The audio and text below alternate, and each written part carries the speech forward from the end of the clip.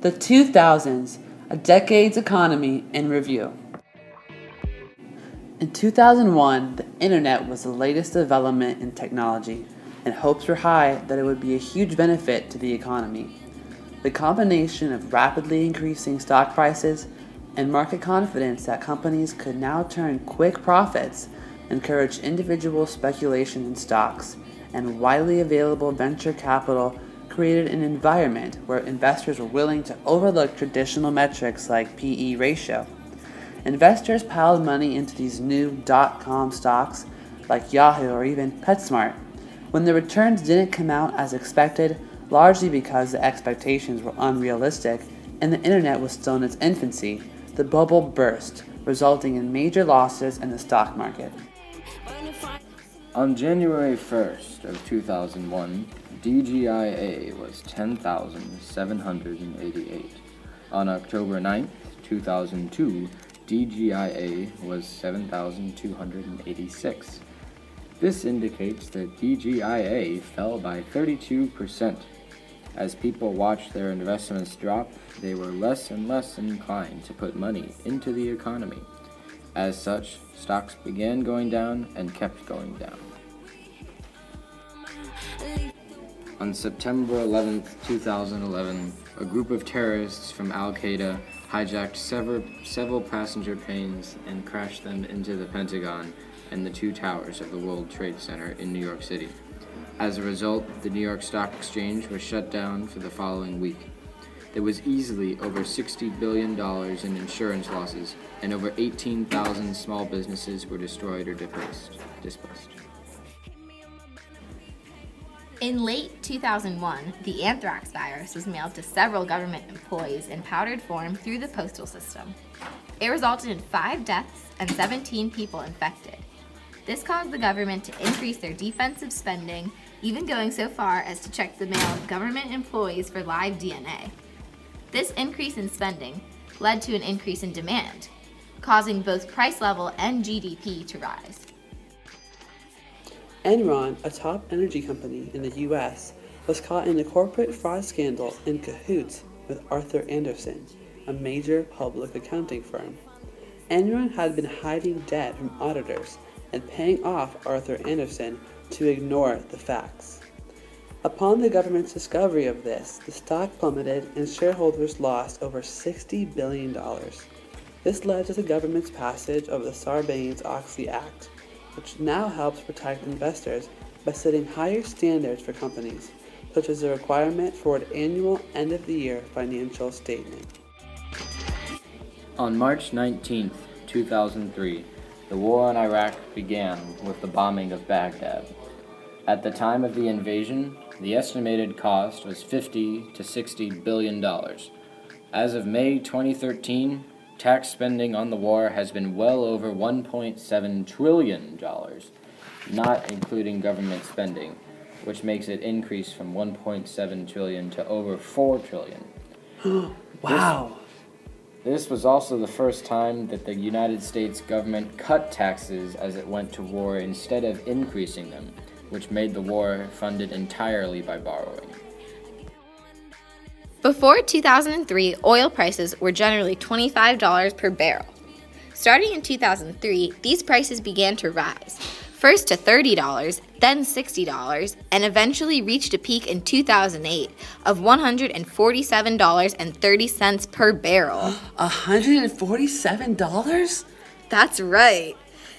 It is said this massive rise in prices was caused by a mix of decreasing oil supply and Middle Eastern tensions.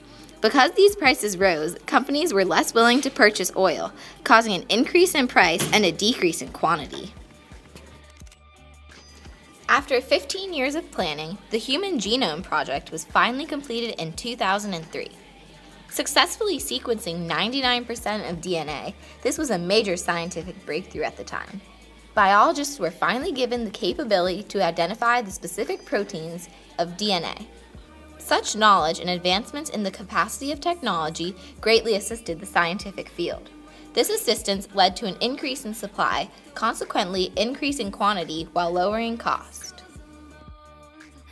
In 2005, the US began to heavily outsource work to China and India, both of which are now considered Eastern powerhouses, because both of these countries have a lower relative production cost.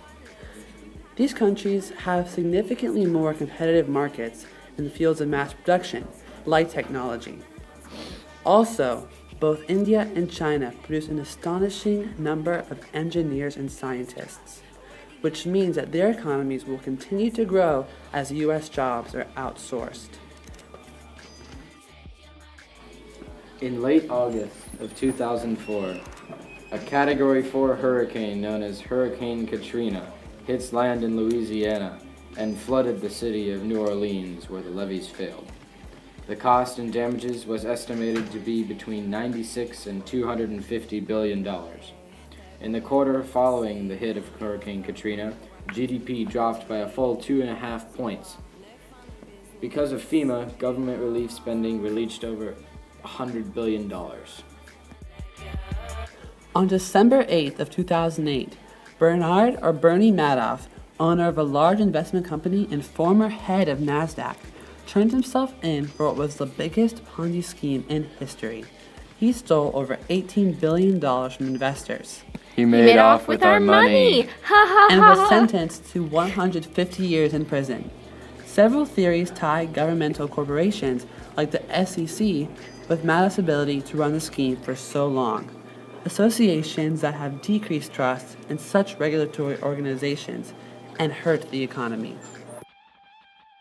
Leading up to 2007, a housing bubble was growing in the United States due to the low interest rates proposed by the Federal Reserve in order to stimulate economic growth. As interest rates began to rise and the housing bubble burst, Oh no, my house! national GDP took a nosedive because the rising interest rates made people much less inclined to borrow money. This is what caused the mortgage crisis and essentially the 2007 to 2009 recession. Now we can look at some graphs. This graph shows the correlation between the percentage change of net exports and GDP. Net exports are a major component of GDP, which is calculated using SIG-X. Increasing exports add to the domestic product produced within the U.S. When the U.S. imports greater amounts of goods than it exports, the GDP therefore decreases. In 2008, there was a big decrease in net exports, and GDP, because it's positively correlated, also dropped. This recession began in April of 2008 and ended in January of 2009. This graph shows the relationship between the percentage of disposable income and GDP. The correlation is less evident than the previous graph, but disposable income is an important factor because it's directly related to consumption. Recalling the basic equation, disposable income, DI, equals consumption, C, plus S, savings, we can see that as people save more, they consume less, and therefore the GDP decreases. The recession, like before, is clearly evident with the drop in GDP between 2008 and 2009.